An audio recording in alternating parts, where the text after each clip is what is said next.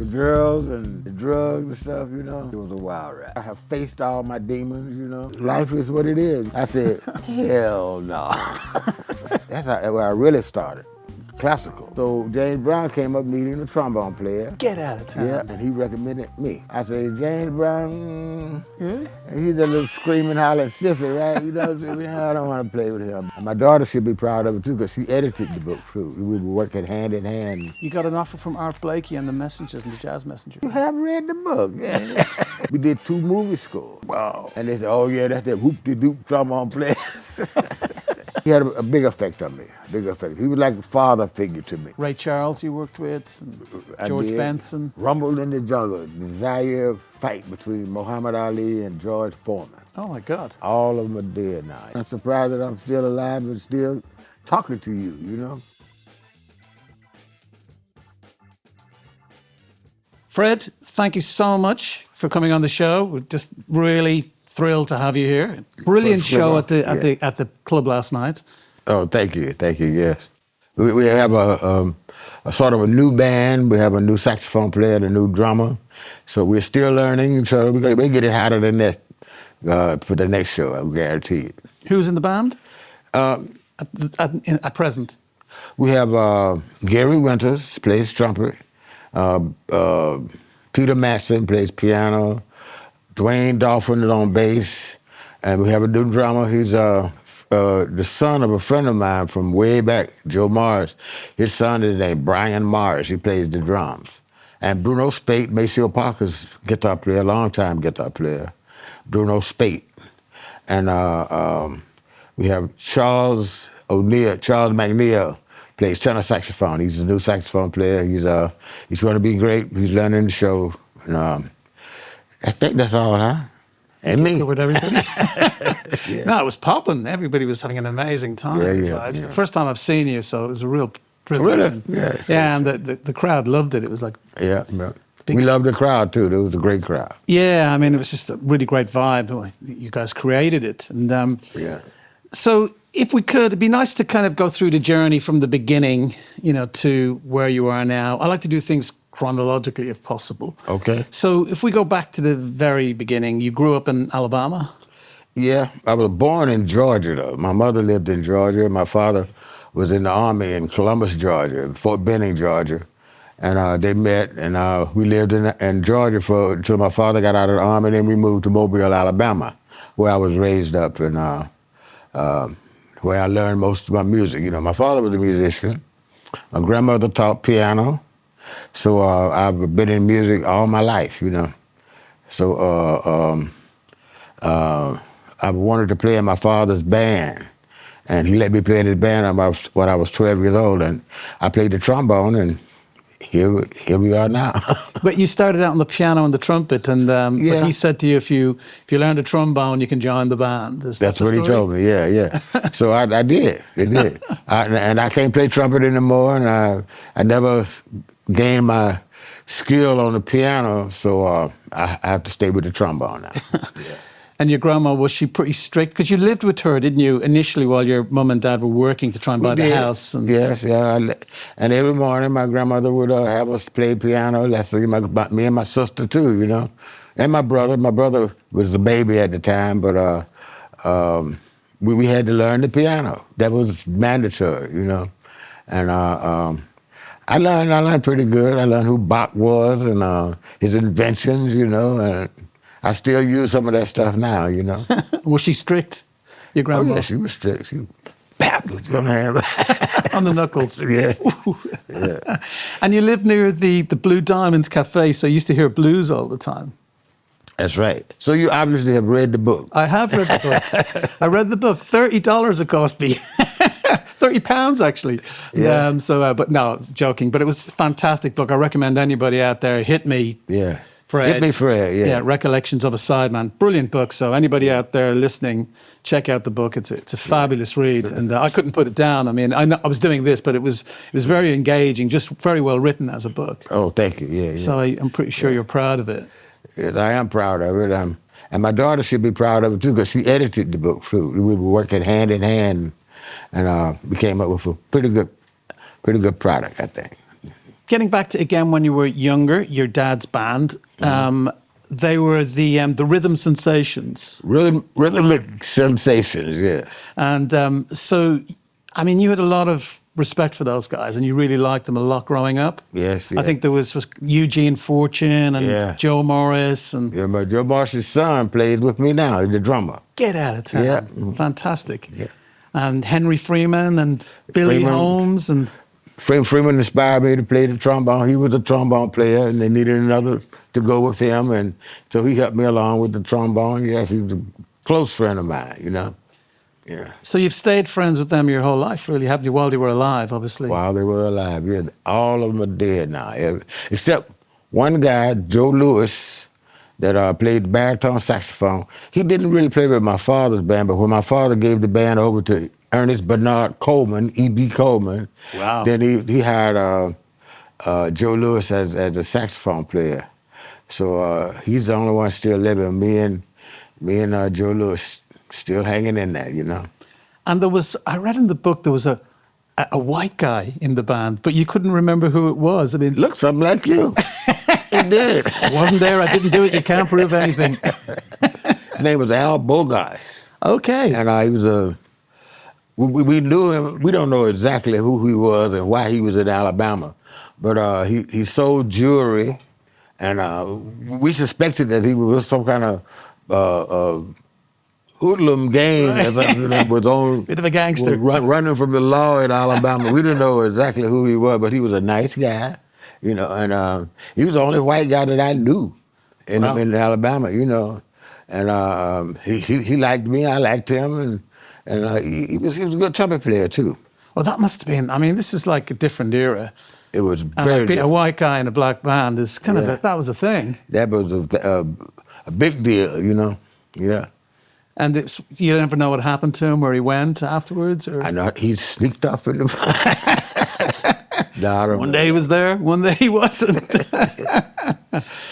So, and you mentioned your mentor, which was E.B. Coleman. Yeah. So he had a big effect on you as well, didn't he? As a well, he was a bandmaster. I was in his junior high school band in Booker T. Washington Junior High School, Tolmanville, Alabama.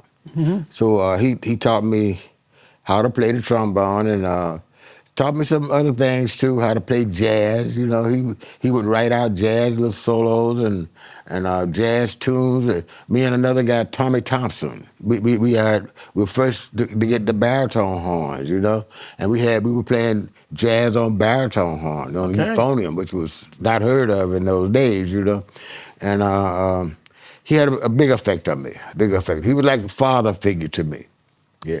And that's when you kind of, around that time, you discovered J.J. Johnson and... Yeah, introduced me to... Curtis Fuller Curtis Fuller, yeah. These are great trombone players that I hadn't heard before, but now I'm listening to them, you know. Yeah. And you started out generally with blues and gospel, obviously, because you lived beside the Blues Cafe. Well, my grandmother insisted that we learn some classical music, too, you know. So we studied some Bach, some Rachmaninoff, and it was some pretty difficult, some pretty challenging pieces that we learned from my grandmother. You know, I still play somewhat now, but my fingers, I have arthritis now. You know, I can't play them real good. But that's where I really started, classical. Then I went to gospel, you know. And the classical and the gospel got mixed together while I was learning jazz, you know. Sure. And so now I'm playing jazz. I'm singing in my father's choir.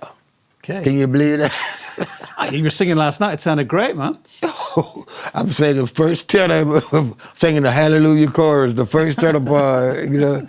And so I learned classical music. I learned how to appreciate classical music in the beginning, you know, and jazz. But jazz, bebop, I love that. I love the action, you know, playing bebop. So that's what I stuck with more seriously, you know. So you're with your dad's band, and obviously you stay with them for a few years, playing gigs. You're probably too young to even be drinking, so how did you get in and out of the clubs? My father, he just sneak me in the back door, you know. I sit on the drums, and I was sing a little bit, you know, so I was a jack of all trades. My father used me as whatever he needed, you know. He needed a trombone player. That was the thing that got me the most attention. But I played cymbals. I had a little pair of cymbals I was playing in one of his bands. He had a band at the Lutheran Church. Right, okay. And I played little cymbals and tambourine and, you know, the percussion things, you know. Sure. And he had me to sing in choirs the part that he didn't have. He would have me to sing the parts, you know. I was straining my little young voice, you know, but I was learning at the same time, you know. And you really connected with the guys in the band, obviously, Oh, and yeah, they were looking out for you. And as you mentioned earlier, you stayed with friends with them for your whole life. Really, they were some of the nicest people you've met through your life. Some of them were nice, but they were great guys. So in the book, there's funny where one of them, I'm trying to remember his name now, and he was like, you were saying, he was, you know, the ladies loved him. Which one was that? Yeah. Was that Joe Morris? Okay, yeah. Yes, Joe Morris. Quietly kept, you know. You don't want Brian to hear that, you know. But he was a ladies' band. It's a lot of, you know, most of the guys were popular with the ladies, you know. And they did things that were unheard of, that you wouldn't hear of now, you know. Right, sure. But it'd be divorces all over the place. But they got away with a lot of stuff. Yeah. You wouldn't get away with now. No. So we move on to your first big gig, and which is you're a teenager, and it's Ike and Tina Turner. Yeah. So that was through Tom Couch, wasn't it? Couch, At yeah. the Harlem Club. He owned the Club Harlem. Club Harlem. On Highway 45 in Mobile, Alabama. Pritchard, Alabama, actually. Right. And he told Ike Turner, Ike Turner needed a baritone saxophone player because the baritone saxophone player had left the band. I don't know how, but he left. And he said, well, we ain't got no baritone saxophone player, but we got this Fred Wesley boy that can play the trombone pretty good, you know. So Ike Turner gave me a chance to play with him, you know. And I was just finishing my second year of college at Alabama State University branch in Mobile, Alabama. And after you finished the branch, you would have to go to Montgomery to the main school, you know. Sure. So I was on the way to the main school when Ike Turner called me and asked me if I wanted a gig, you know. So I played with Ike Turner. I got a gig. First gig we went to was Gulfport, Mississippi. And I didn't tell my mother I was gone. I told her I was going to school. But when I got with Ike, I called from Gulfport and said, Mom, I'm in a band. Ike Tina Turner's band, and I'll be gone for a while. I'll see you later. You know. I mean, this was early days for Ike and Tina. I mean, they hadn't really blown up as a huge band at this point. No, but it was a tight show. It was a really good show. You know, they had uniforms and the girls had dancing and singing parts. The band was tight. You know, it was a really tight show from the beginning. I mean, this wasn't the beginning. This was in the middle of it, you know. Right, sure. And I was proud to be in that band at first, you know. And basically, he was a good band leader, basically. Ike. Great band leader, as far as I could tell, you know. And did you ever see any of the trouble between him and Tina? One time I saw him knock the hell out of her, but you know, they told me to stay out of it, you know, and I wanted to, right? But they told me they advised me to stay out of it because their business had run mine, and I kind of understood that, you know. But I didn't know how serious it really was, you know, until I saw the movie. Yeah, sure. Yeah. It was pretty sad the way she was treated, really. I mean, he was an amazing musician, and as you said, a great band leader. But I suppose he had his issues like everybody. But pretty horrible stuff for Tina, you know, when you look back on that time. Yeah. And so you stayed with him, Ike and Tina, should I say, for a year and a half, and then Hank Ballard was next, wasn't it? I think you moved in. Hank Ballard and the Midnighters. Yeah. They more of an R&B group. Yeah. Yeah. They told me. I had some friends that were playing with him. Willie Gresham, Pat Patterson, they were in school with me together. And so they were out playing with Hank Ballard and the Midnighters. So Willie had talked me into quitting Ike and playing with Hank because they played jazz, you know. Right, sure. I said, oh, yeah, they played jazz, huh?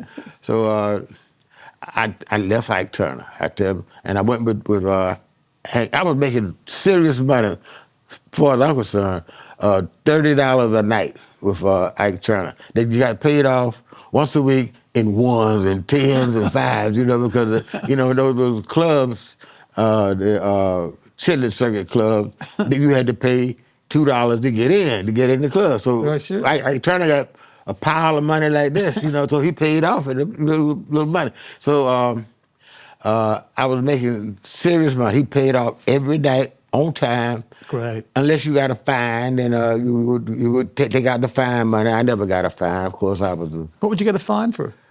Oh, anything, uniform out of order, being late for the gig, and stuff like that, you know. But I was never late, and I was never out of order. But what I'm saying is, I went with Hank Ballard for $35 a night. I said, this is great. I get to play some jazz, and I get to make more money. Turned out, I never got paid. Never. Got paid. Always a story, you know, and no jazz. We didn't play any jazz. Only when we were in the hotel and played with each other, you know. So it was, the band was like a cesspool of skullduggery, you know. Everybody used drugs, and you know, naturally I got into it too, you know, and I almost died. We got to Rochester, New York. I was so sick, I didn't know what to do. So we got back to Atlanta. That's where we were working out of, Atlanta. And a gentleman by the name of Gorgeous George, not the wrestler, Gorgeous George on the rock and roll, the R&B Chitlin Circuit. He was an MC, Right. He was a tailor. Sure. He loaned me $10 and I got me a bus and I went home. I went straight to the hospital because I was sick, you know. What was up? Huh? What was wrong with you? Well, the doctor said pleurisy and bronchial infection and stuff, you know. And I was really into whatever they were into, Yeah. you know, and it was a bad deal, you know. I couldn't take it, you know. So you went back home for a while, and then I think it was Mac Johnson recommended you to James. Is that right? No, it wasn't Mac Johnson. I went into the Army after I got Okay. back. Went into the Army, and the Army was a great experience. I finished the military school of music in Little Creek, Virginia, and I got my orders. I was hoping I was going to get to go to Hawaii or Japan, maybe Germany, something like that, some place other in the world than Alabama. Right. But no, they sent me back to Alabama. I said, what? And sent me to Redstone Arsenal in Huntsville, Alabama. Well, there was a big band. Right. Well, they had summoned the music school to send them a trombone player that could play jazz solos. That's why I was in. I didn't realize that at the time, but that's why they sent for me, you know. And it was a great big band. So we had rehearsals every morning, you know, and we played some good jazz music. I was the star of the band, you know, and Right. it was great, you know. We had a good time. I'm still in touch with a couple of the guys that were in the band now. Fantastic. And how long did you stay in the Army for? 4 years. 4 years. Yeah. So that's 4 years, and then you get how did the meet come with James Brown? Who set that up? There was a circus that was going around called the Paul A. Miller Circus, and they had a band. The band consisted of a trumpet player and a drummer. So naturally, they had to hire other musicians when they came to a town. So they look around, and so one of the musicians they hired was me and some of my friends that played in my father's band, and the trumpet player was named Wayman Reed, and he got to like me real good. They stayed in town for a while. He go to the jam session with me, and we play a little bit. And I found out that he was really a great player, and he found out I was a pretty good player too. So time went on, and he was now playing with James Brown. So James Brown came up needing a trombone player, and he recommended me. Wayman Reed recommended me from the Parley Miller Circus to the James Brown Show. Fantastic. Yeah. So you joined the band. Who was in the band at that time? Was Pee Wee in the band? Pee Wee was the band leader, and Maceo was in the band, Jabbo, Clyde Stubblefield, Jimmy Nolan, Bernard Odom, who was from Mobile also, and country, Alfonso Kellum. It was a lot of great guys in the band. And I heard the band, I said, this is a great band, because they had some great musicians in it. They didn't really play jazz, they could, but the band didn't have a jazz repertoire. They just played the music that Pee Wee wrote and that James Brown wrote, Sure. And it was a great experience. I was glad to be in that band. I didn't want to go in the band at first. I said, James Brown, he's a little screaming, howling sissy, right? I don't want to play with him. But it turned out to be a really good gig, And very much about discipline and time. Yeah. The timing was like, you had to have the time. You have to be on it, Yeah. Yeah. Because he insisted that everybody wear suits. We had to wear suits on the bus. Even we going cross country, we had to wear a suit, He was trying to make us look professional, And he was trying to not pay us. Not pay us again. And still look professional, if you can understand that. Yeah, sure. But it was a very strict environment, but you learned a lot. I learned a lot from Pee Wee Ellis and from the rest of the guys in the band, and James taught me. I learned a lot from James Brown, But the first tune I recorded was "Say It Loud, I'm Black and I'm Proud." Fantastic. And it went on from there, I mean, so you're working with him. Was he difficult to work with? I mean, he has that reputation. Yeah, at first, well, I joined the band in '68 and I left in 1970. But I went to California and it was difficult in California. I went to California to be the next great jazz trombone player to be on the West Coast, right? But I found out there was other guys out there, Carl Fontana, Bill Watrous, George Bohannon, Phil Randlin, so many great jazz trombone players that they said nobody hardly ever heard me, They had those sessions locked down, basically. Yeah, And they found out I had been with James Brown. And they said, oh, yeah, that's that whoop-de-doop trombone player. But I said, no, I can play jazz. They said, no, we don't want you. But anyway, I didn't do good in California in 1970. So James Brown offered me my gig back. And I said, well, I will go out here and I do exactly what he says and make a little money. So, sorry, the first time he fired you, didn't he? The first time, because he fired me because I disagreed with him. Right. He said that you should put the rhythm together first and then put the horns together. I said, no, you should do the horns first. He said, okay, you fired. So I left. But I was glad because I really wanted to move to California. I had heard about California from the Argentina Turner people, Sure. They had always raving about the California Club and how they were going to have a big time when they get to California. I never got to California with them, Right. So I moved out there and I moved back went back with James Brown. And who was the band leader at the time when you went back? I was. Well, Boosie was there, but Boosie don't follow no orders.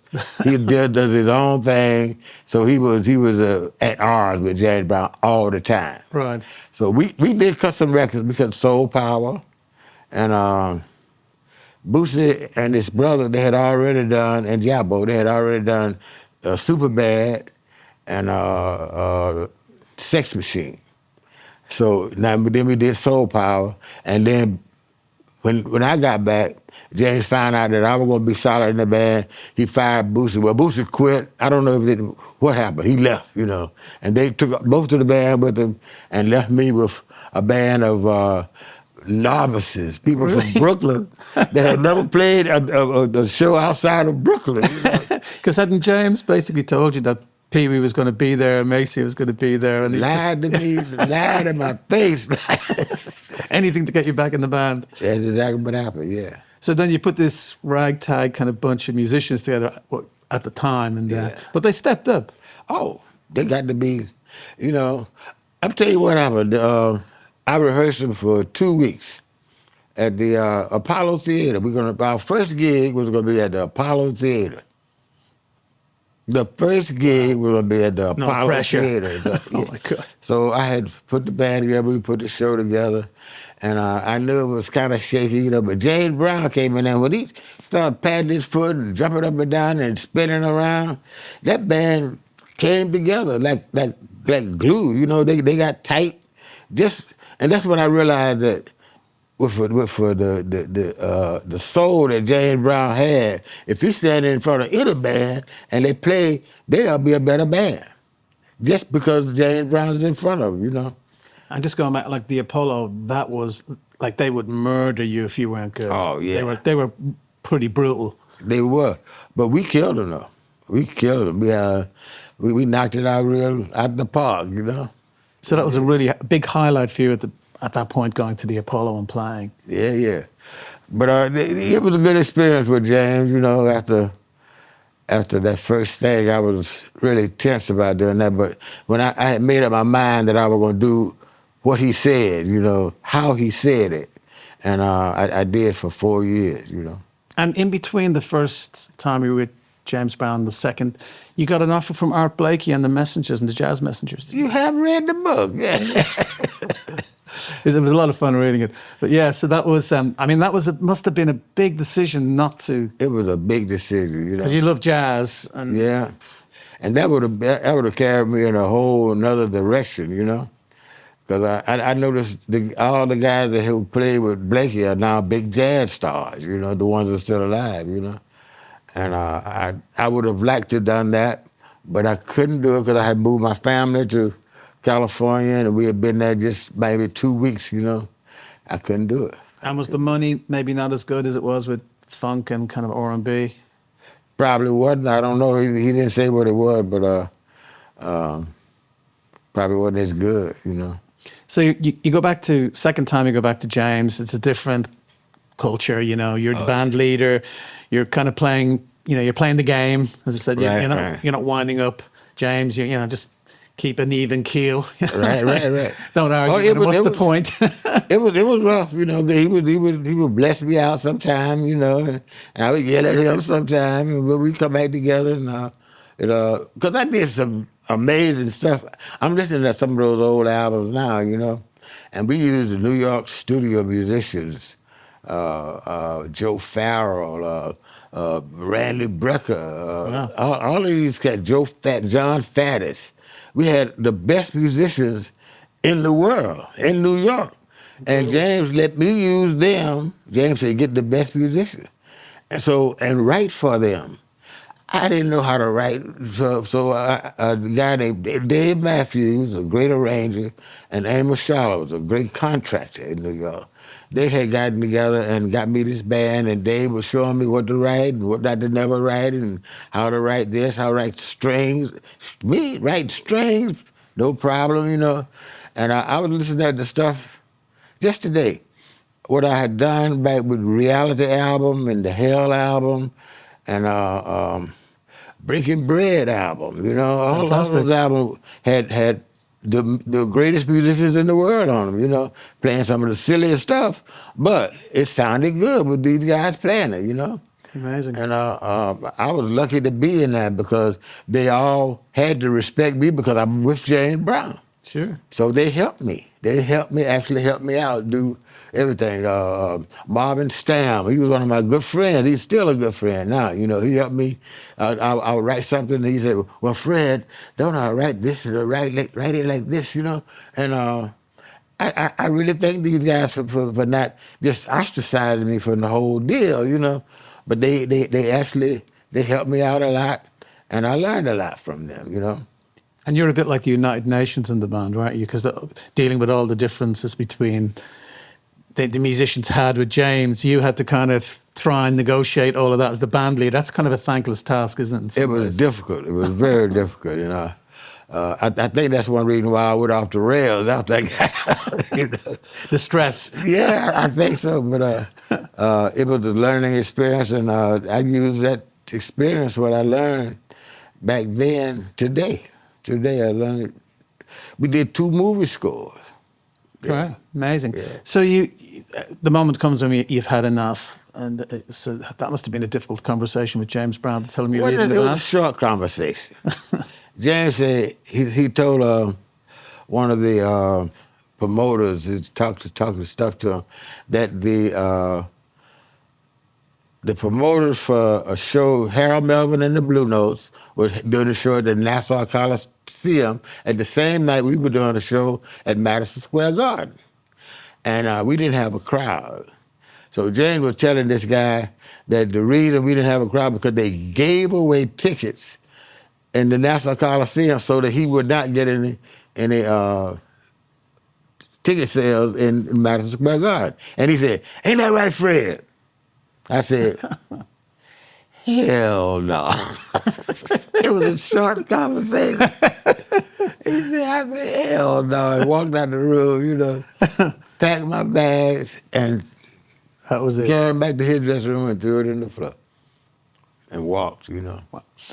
So was the next gig George Clinton? Yeah.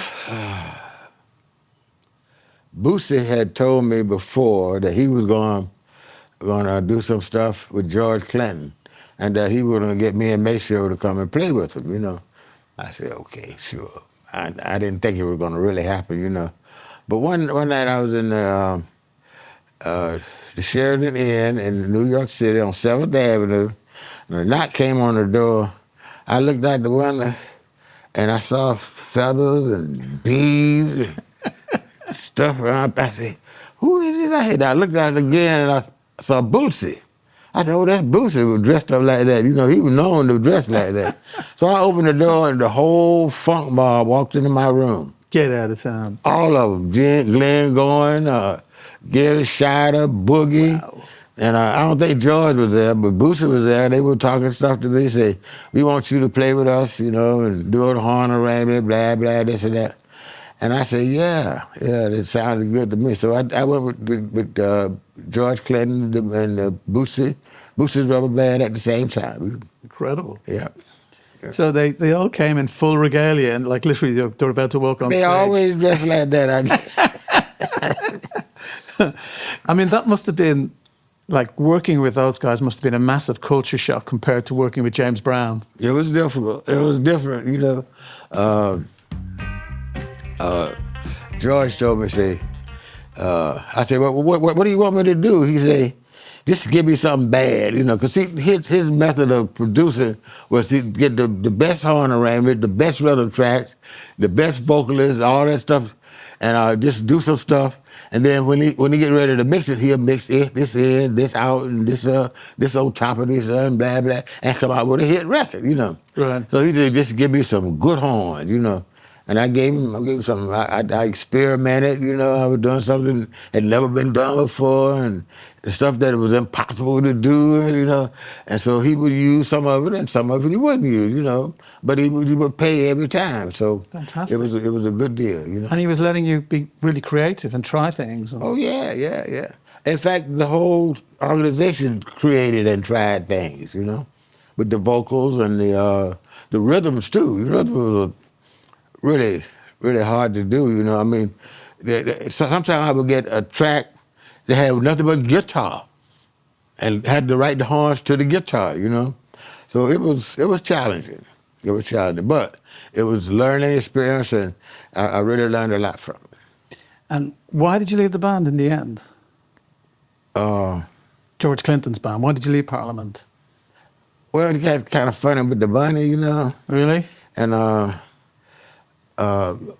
what happened, we were supposed to go on the road, do a tour with, I think it was Kool and the Gang, I don't know. I think it's Kool and the Gang. And suddenly, Boosie got sick, the shingles, and cancer. My God. So we say, well, what about the horns? You know, we and the rest of the band, you know, Boosie had cancer. Okay, that's fine, but we want to do this tour. We supposed to be making big money, you know, on this tour. So we was out, we just hung out there, driving nothing. No money, no promise of money, no severance pay, anything, but just out, you know. So luckily, the same guy that had me with James Brown was now playing with Count Basie. Wayman Reed called me up, said, you want a job with Count Basie? I said, Count Basie? I said, now let me see, can I play with... I know who that guy is? I said, can I play with Count Basie? Now, I had done some big band music in the Army, you know. Right. But I said, that was a long time ago. I don't know if I could still do... But I said, my motto has always been, if you can't do it, take the gig anyway, and if they either like you or send you home, you know. So I went with Count Basie. I took Al Gray's part. Wow. You know? Wild. And that's always J.J. Johnson played with him as well, didn't he? Yeah, So you were sitting in his chair. Too. Come on. I'm Curtis Fuller? Yeah. Whoa, the greats. You know, you're sitting in the chair. Yeah. So I still couldn't read as good as I should, you know. Right. But they helped me too. They helped me. The band was wonderful. They were great guys, you know. And for some reason they liked me. And so they kept, because they said if Basie didn't like you, if you played in something he didn't like, you would just disappear. Nobody would know what happened to you. He's gone. He's gone. Well, where's the trouble? Well, I don't know. Like the mafia. He's gone. He's gone. So just go back to George Clinton. So it must have been a lot of fun, though, in the band. Because that sounded like a wild ride. It was a wild ride. I mean, I heard some stories about the bus and, you know, those sort of, the chemical substances were and were aplenty. Yeah. And the poker games. Oh, it was brutal, boy. Really? We used to play poker all day and all night. We used to be walking through the airport, dealing cards in each other's hand and looking at them, you know, playing poker. You know? Wild. And the girls and the drugs and stuff, you know. And the wild live show as well. I mean, that must have been a bit distracting for you as a player, just like, you know, the shenanigans on stage. But everybody was into it. Yeah, it was all great, the horn man. players and the singers, everybody got into it. Give up the funk, you know. Because it was like a movement was in that show, you know. I mean, it was a whole new genre of music, Right. the whole P-Funk movement. And they still turn out to see it. They want to see that show now. Some people still are in that situation, in that groove, you know, about the we want the funk. Yeah, sure. Right now, George gets a big crowd everywhere he goes. Well, rightly so. I mean, it was an amazing time in music. Just going back to Count Basie, then, how was he to work with as a band leader? And I mean, it's like as good as it gets. He was a great guy. I loved him very much, and I really hated to leave him, but the money was just not right. You know, you had to pay your own rent. It was about $500 a week. You had to skip and play that. It was impossible, you know. Sure. So after a year, I had to go home, you know. And then you get back, you leave Count Basie, and is it just being a jobbing session guy for the next? Yeah, session. Ray Charles you worked with, and George Benson. Just one off, you know. Whenever that was needed, I got calls for sessions and TV shows and stuff. You know, I did background playing for the Temptations and Gladys Knight, you know. Dr. John, I think you were. Yeah, I did some arrangements. I was doing all kind of work, you know. And it was cool, too, you know. I even produced a couple of albums on a group called can't remember a group. I can't remember, but I did a lot of different things, you know. Yeah. Even some modern acts like Della Soul, you played it as well, didn't you? Yeah, that was with Pee Wee and Maceo. Yeah, we did that. Yeah, amazing. So, but and I can't remember what that was. The Ray Charles stuff, how did that come about? Well, my friend Clifford Solomon was the band leader. The band was on, they called it hiatus. Right. Yeah. So that means the band was all over the country. You know, they were going home. Sure. So he needed a band from Los Angeles to play a gig with Ray Charles. You know, so I did a gig. He hired me as a trombone player. You know, I didn't like Ray Charles, and he didn't like me. You know, so we didn't stay together long. But Right. I wasn't really in his band, but I was a substitute. Right. One of the substitute players in his band. You know. So what was it you didn't like about him, can I ask? Oh, the way he talked to the saxophone players, and he was a mean guy as far as I'm concerned. You Sure. know? I didn't like him at all. You know. Fair enough. But I loved his music though. I grew up listening to his music. You know. I mean, Let me tell you about the world I know. You know, I loved him. You know. But when I met him, and he talked so ugly, you know, I didn't care for him. it's kind of funny, some of these guys, you know, the amazing music and not such nice people, like, hey, you know, Van Morrison, for instance, has a bit of a reputation of being very difficult to work with. And you worked with Van as well, didn't you? Yeah. Did you find him difficult, or was he easy to get Not along me, but I noticed that Pee-wee found him difficult, you know. Pee-wee had been with him for years, you know.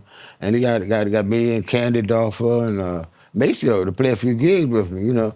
He was cool with us, you know. We didn't have no problem with him. But I understand that Pee-wee did have some problems with him, so I don't know. I don't know how these people, you know, I find out that your talent and your appeals to the public has nothing to do with how you really are, you know? Right. If you're not a bad person, you could be a great singer, you know, a great musician, a great producer of music, you know? Yeah, they're separate entities, aren't they? The person and the talent. Yeah. I don't believe anything till I see it, you know? Fair enough. Yeah. So we hit the 80s, which is a bit of another culture shock and the sort of change within music and technology coming in. So yeah. Obviously, back in the day, you're getting booked every day on sessions, and there's a bit of a shift in the 80s where people are using more samples and using more drum machines and using more synthesizers.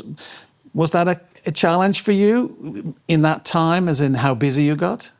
Yeah, but I got lucky. I got a job with the wife of the president of Gabon. Oh, right. Madame Bongo, that was her name, and I had produced 9 albums on her, and she disappeared. But I got to work with there. Then I had a guy that knew about the technology and stuff. You know, I had all these people that were working for me. You know, sure. And I was working for her. So from 82, I think, to 86, I was working for her. We did a lot of albums, and that kind of got me out of the regular LA scene, you know, but it got me into where I was making a lot of money, you know. So I played that until it ran out, you know. I mean, you obviously can produce. Did you ever think of that as a trajectory on your career? If I had gotten into it more, you know, it would have been a great trajectory. I mean, Quincy did all right with it. Right. But I never did graduate to that stage where I made a lot of money producing. You know, I produced a couple of groups, but I didn't make a lot of money, and they didn't have a hit. Sure. Any hit, you know. So it just didn't work out that way. You know, I did my own album in 1980, and it was turned down by RSO. Well. And turned down by Curtom Records too. You know, I think it was a great album called House Party. But they apparently didn't think it was so great. You know, it did sell 250,000 copies in the San Francisco area. Wowza. Yeah, but You played it last night, didn't you? House Party. Yeah, it's a big hit. It's a hit now. Yeah, it's a great tune. But Fun back song. then, they didn't like it. The whole album was good. I think it was very good, but they didn't like it. So in those LA years as well, you did a lot of arranging for like horns and for strings, didn't you? That was a big part of your job as well. They would hire you in when they wanted new string arrangements and horns arrangements. Yeah, well, I did the SOS band. That was one of my pet projects, Great. And yeah, the SOS band sold a lot of records, But their producer, he died, and then they went with Jimmy Jam and Terry Lewis, Left me out in the cold again, but it was all right, because I have that reputation, Yeah, they did all right. Jimmy Jam and Terry Lewis with Janet Jackson and obviously working with Prince in the Oh, time. yeah. No. Did you know those guys? I know of them, They know of me, but we never actually sat down and talked together, I think it's funny that with production, isn't it? You need the hit, Yeah. to take it to the next level. You need a couple of hits to really take it to a good level, Yeah. And you were definitely thinking of that as a possible way forward. Yeah. But after my album didn't do good, I just kind of let it lay down, I said, I'm making this money doing arranging and playing horns and sessions and stuff like that. I'll just be satisfied with that, And the horny horns, when did that all start happening? That was with George Clinton, just horny horns. And the rest of it will be in this new book that I'm writing, But up to there, I survived the 80s. Do you want a drink? More water. I survived the 80s and survived the 90s, and so now we're in the 20s, and I think it'll be all right if I survive this, and we'll see about this next book, Yeah, I think if it's anything like the first one, it'll be fantastic. And so, fun question, all years of playing, best gig, worst gig? What was the best show you can remember, and what's the worst show you can remember? I can't remember the worst show. Like something where it all went wrong, something the equipment didn't function. Or... Well, I'll tell you where it all went right. We did the Rumble in the Jungle, the Zaire fight between Muhammad Ali and George Foreman. Oh, my God. They did a music festival before. You haven't heard about this? Yes, of course, yeah. Music, they had everybody there, B.B. King, Pointer Sisters, Sister Sledge, the Crusaders. That was my go-to band, Fantastic. And James Brown, of course. So that was the best gig I ever had. We did about 4 shows, and they loved us over there. We did perfect shows, And I can't think of the worst show that we ever did, because they were all pretty much on par, But I don't know. So you write the book, which I love, by the way. When you wrote the book, was there obviously a lot of reflection? You have to think back on your life and go through it all, and you have your daughter doing a brilliant job editing it. Did you ever sort of think any regrets when you look back? Are you thinking, maybe that was a wrong turn? Or have you... I have so many regrets, so many wrong turns, I'm surprised that I'm still alive, You look great. Actually, yeah, I'm surprised that I'm still alive and still talking to you, But I can't tell you all of them, but it's in the book, Right, sure. And, I have many regrets, But it wasn't about music. The music has always been good, no matter how bad I was, We always had some good music come out of it, So You always followed the music, didn't you? I love the music. The music is probably why I'm still alive, But it's been a lot of bad turns in my life. So, okay, you can't really pick out anything in particular you would change, but maybe the thing I took up when I read the book was the Art Blakey and the Jazz Messengers. That was a pivotal moment, wasn't it? That was true. You'll never know. You're here to tell the tale, so it doesn't matter. Maybe you would have been crossing the road if you'd been going to a session and been run over by a truck. You know what I mean? You just don't know, do you? So, But it is always interesting the choices you make. But I think you've had an amazing career. You're sitting here, you're hugely respected by your peers and everybody else. And so I think it's been a huge success. Well, I'm not sounding patronizing here, I hope, but you know what I mean? But even though I didn't go with, it might be good. It might be the good move. And I didn't go with Bob Blakey, you know? Because look at Curtis Fuller. He died. And Lee Morgan, all the guys that played with him didn't do well, you know. Sure. Oh, some of them did, you know, like the Basalis brothers did, you know. But Pee-wee, you know, Pee-wee did okay. And yeah. But he didn't really go on to the heights he probably could have, you know. So I don't know. Life is what it is, you know. And you're writing the new book. Is it in play at the moment? I'm writing it. Right. I'm writing it. So I'm trying to finish it. I'm trying to come to a stop before I actually stop.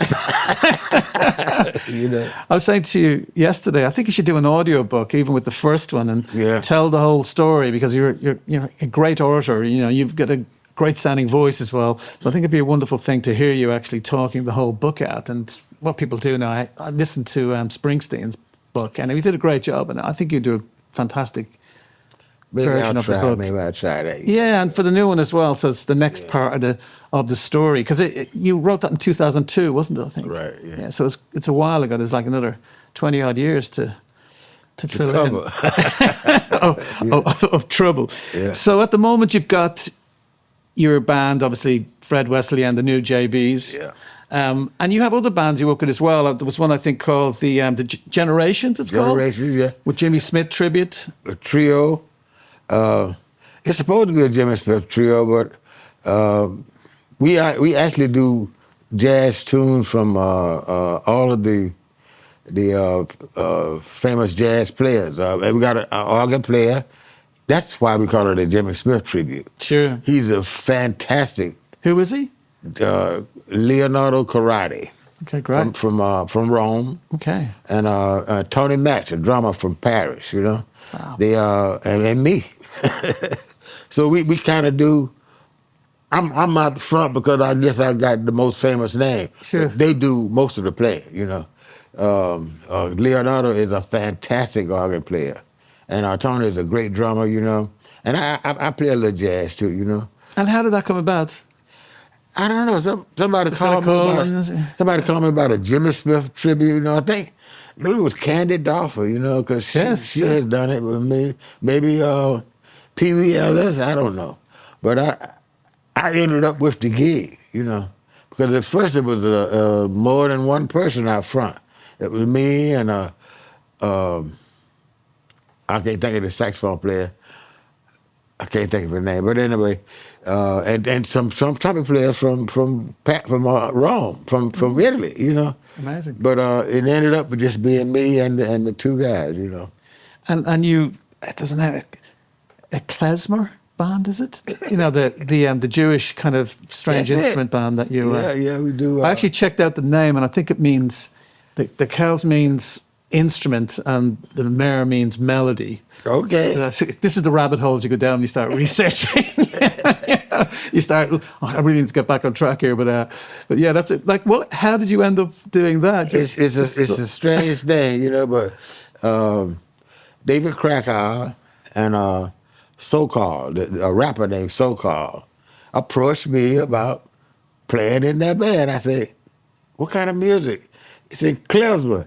I had never heard the word klezmer. I had never heard it until yesterday. I thought klezmer was something wrong with your liver or something, you know? And so they said klezmer, and said we do klezmer and funk, jazz, and hip-hop. I said, now that's got to be an amazing combination, you know? So we put a few tunes together, and it worked out all right, you know. Then we put another couple of tunes together, and it worked out fine. It got to be a thing where it's a great show, and everybody actually loves it, you know. So we've done a few tours, you know, and we're looking to do more, you know. It's a great band. Abraham Inc. Wow. Abraham Incorporated, you know, that's the name of the group. You know? That sounds fun, and I think that's the one thing you need. It is as you get a little older, is to have a lot of fun in your life and be with people who are fun to be with. That's right. We have like Alan Watsky on guitar. He's an amazing guitar player. David Krakow plays the clarinet. Fantastic. And so-called, he's the mastermind of the whole thing. You know, he plays piano and he accordion, and he plays a drum machine, and he raps too. So we are all around, David plays the clarinet, and we have a drummer, Michael Serene, and it's a great show. It's a great show. You should see it. Yeah, I'd love to see it. So we lost Pee Wee in 21. Yeah. That must have been a blow because you guys were tight. You know, I know you always kept in touch and had a lot of love for each other through your whole lives as well. And I'm still in touch with his wife now, you know. It was a great loss for me, you know, because I have very few friends that I can talk to honestly, you know. Sure. And he was one of those that I could talk to anytime. Sometimes I want to say that, boy, if people were here, we would talk about this, you know. But yeah, it's a great loss for him, you know. And Maceo too. I haven't talked to Maceo in a long time. I heard he's in rehab. Is he? I'm not sure. But well, I hope he gets well wherever he is. Because you were very tight. The three of you went for a long time. Very tight. Yeah, we had a band together called the JB Horns, and we did some amazing things with the JB Horns. You know. So, in fact, since Maceo has been out of service, we had his guitar player Bruno. Mm-hmm. Bruno plays with us now, you know. Our guitar player died. Oh, wow. His name was Reggie Ward. He also played with the SOS band. But we don't know what happened to him, but he developed some kind of illness, and in 4 weeks he was dead, you know. Oh, my God. Yeah. So looking back on your long, fabulous career, when do you think you were happiest? What situation you were in were you happiest, do you think? Well, I think now that I have faced all my demons, you know, I still got a few staring me in the face, but I think now I'm the happiest that I've ever been, you know. Maybe the time in the Army was a happy time, you know, but I think I'm finally getting it together. I probably drop dead in a minute. No. But now is the best time for me because I can straighten everything out, I think, and I think this is the best time. It's funny hanging with you and the guys a little bit yesterday. Just you guys laugh a lot, which I like. You know, there's a lot of fun in the band and having fun together. That's an in-joke, guys. Yeah. But and then I was listening to I was on the tram yesterday and I was listening to some of your albums as well, and I was listening to Full Circle. Yeah. And I was listening to the first time I was on the I had my headphones in. I'm on the tram and I was listening to Mo Money. Oh yeah. And then you know that scene at the start where they're like, yeah guys, you know, yeah, great, I love this music so much, I do it for free now. Hey, what are you trying to say? And I started laughing out loud in the tram. People were staring at me, and it gets into the track. But that's a great album. I think that kind of sums up you kind of with jazz and funk together. Would you say that's fair? I think so. That's good for you to notice that, you know.